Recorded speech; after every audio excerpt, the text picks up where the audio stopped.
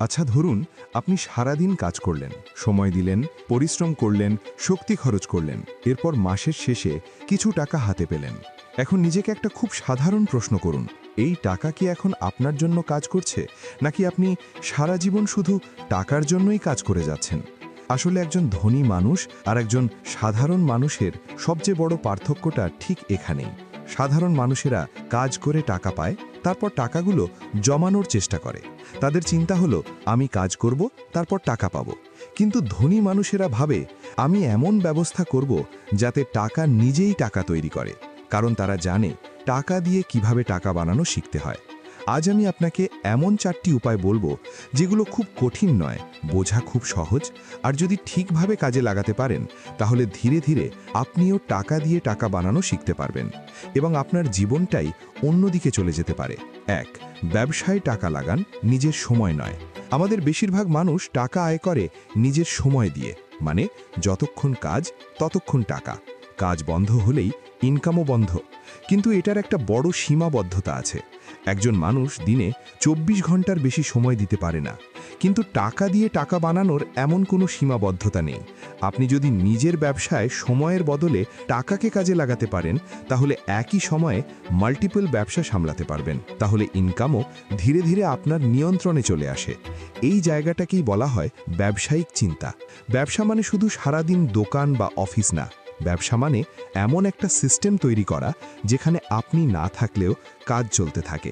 উদাহরণ হিসেবে ছোট online business, Facebook page, website বা মার্কেটপ্লেসে একটা প্রোডাক্ট সেট করলেন, অর্ডার আসবে, ডেলিভারি হবে, আপনি সরাসরি না থাকলেও। ফেসবুক বা ইউটিউব কন্টেন্ট শুরুতে সময় দিতে হয়, কিন্তু একবার ভিডিও বা কন্টেন্ট তৈরি হয়ে গেলে সেটা মাসের পর মাস ভিউ আর ইনকাম এনে দেয়। Digital product, course, ebook, template বা সফটওয়্যার একবার বানালেই একই জিনিস হাজারবার বিক্রি করা যায়।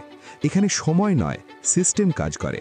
অটোমেটেড সার্ভিস, অর্ডার নেওয়া, পেমেন্ট, ডেলিভারি সব যদি সিস্টেম দিয়ে হয়, তাহলে আপনার উপস্থিতি ছাড়াই ব্যবসা চলতে পারে। এই সব কিছুর সবচেয়ে বড় শক্তি হলো, একবার সিস্টেম দাঁড়িয়ে গেলে আপনি ঘুমালেও টাকা আসতে থাকে। অর্থাৎ যে কোনো বিজনেসে আপনি সময়ের পরিবর্তে টাকা ইনভেস্ট করে দাঁড় করাতে পারলে টাকা দিয়েই টাকা বানাতে পারবেন। মনে রাখবেন, সময় দিয়ে আপনি একই সময়ে মাত্র একটি ব্যবসা সামলাতে পারবেন, সেখানে টাকা ইনভেস্ট করে অধিক ব্যবসা একসাথে চালাতে পারবেন। আজ না হোক কাল এই চিন্তাটাই আপনার ভবিষ্যৎ বদলাবে। 2. স্কিলকে অ্যাসেটে পরিণত করুন। আপনার ভেতরে নিশ্চয়ই কোনো না কোনো স্কিল আছে। হয়তো আপনি ভালো বোঝাতে পারেন, লিখতে পারেন, ডিজাইন পারেন, ভিডিও বানাতে পারেন, বা কোনো একটা বিষয়ে অভিজ্ঞ। কিন্তু সমস্যা এক জায়গায়, বেশিরভাগ মানুষ স্কিল বিক্রি করে টাকা ইনকাম করে। এতে অনেক সময় অপচয় হয়, মানে কাজ করলে টাকা, কাজ না করলে টাকা নেই। এটাও আবার টাইম ফর মানি ট্র্যাপ। এখন ভাবুন, এই স্কিলটা যদি একবার তৈরি করে রাখা যেত আর সেটা বারবার টাকা এনে দিত। এটাই হলো স্কিলকে অ্যাসেটে পরিণত করা। উদাহরণ দিয়ে সহজ করে বলি, কোর্স তৈরি করা। আপনি যে কাজটা জানেন সেটা ভিডিও বা লিখিত আকারে একটা কোর্স বানান। একবার বানালেই একই কোর্স অনেক মানুষ কিনতে পারে। ইবুক বা গাইড লেখা, আপনার অভিজ্ঞতা, জ্ঞান বা সমাধান সবকিছু একটা বই বা গাইডে রাখুন। আপনি ঘুমালেও মানুষ সেটা কিনতে পারে। Digital file, template, design, calculation sheet, social media post template, এগুলো একবার বানালেই বারবার বিক্রি হয়। সফটওয়্যার বা টুল, ছোট হলেও সমস্যা সমাধান করে এমন টুল বা সার্ভিস লং টার্ম ইনকাম তৈরি করে। এখানে সবচেয়ে বড় সুবিধা হলো, আপনি একবার সময় দেন কিন্তু ফল পান বারবার। এই কারণেই ধনী মানুষ শুধু নিজের স্কিলকে বিক্রি করে না, অ্যাসেট হিসেবে ব্যবহার করে। 3. সঞ্চয় নয়, ইনভেস্টমেন্ট শিখুন। বেশিরভাগ মানুষ মনে করে ব্যাংকে টাকা রাখলেই তো নিরাপদ, এটাই সঞ্চয়, এটাই যথেষ্ট। কিন্তু বাস্তবতা একটু আলাদা। ধরুন, আজ আপনি ব্যাংকে 1 লাখ টাকা রাখলেন। 5 বা 10 বছর পরে সেই 1 লাখ টাকায় আপনি আগের মতো জিনিস কিনতে পারবেন না, কারণ সময়ের সাথে সাথে সব কিছুর দাম বাড়ে। এই দাম বাড়াকে বলা হয় ইনফ্লেশন। ইনফ্লেশন ধীরে ধীরে আপনার টাকার ক্ষমতা কমিয়ে দেয়, মানে টাকা থাকলেও তার মূল্য কমে যায়। এই জন্য শুধু টাকা জমিয়ে রাখা যথেষ্ট নয়, টাকাকে বাড়াতে শেখানো জরুরি। এখানেই আসে ইনভেস্টমেন্টের কথা। ইনভেস্টমেন্ট মানে আপনার টাকাকে এমন জায়গায় লাগানো যেখান থেকে সময়ের সাথে আরও টাকা তৈরি হয়। উদাহরণ হিসেবে শেয়ার বাজার। আপনি ভালো কোম্পানির শেয়ার কিনলে কোম্পানি বড় হলে আপনার টাকার মূল্যও বাড়ে। মিউচুয়াল ফান্ড, যারা শেয়ার বাজার ভালো বোঝেন না তাদের জন্য সহজ ও নিরাপদ একটি উপায়। এখানে বিশেষজ্ঞরা আপনার হয়ে টাকা বিনিয়োগ করে। সরকারি সঞ্চয়পত্র, যারা রিস্ক কম নিতে চান তাদের জন্য ভালো অপশন। এখানে লাভ কম হলেও নিরাপত্তা বেশি। দীর্ঘমেয়াদী ইনভেস্টমেন্ট, এটা কোনো দ্রুত লাভের খেলা না। সময় দিলে, ধৈর্য রাখলে এটাই বড় সম্পদ তৈরি করে। এই সব জায়গার সবচেয়ে বড় সুবিধা হলো এখানে আপনার টাকা কাজ করে। আপনি প্রতিদিন খাটলেও না খাটলেও টাকা ধীরে ধীরে বাড়তে থাকে। যেদিন আপনি ইনভেস্টমেন্ট বুঝবেন সেদিন থেকেই আপনি টাকার মালিক হতে শুরু করবেন। 4. প্যাসিভ ইনকাম ও ডিভিডেন্ড।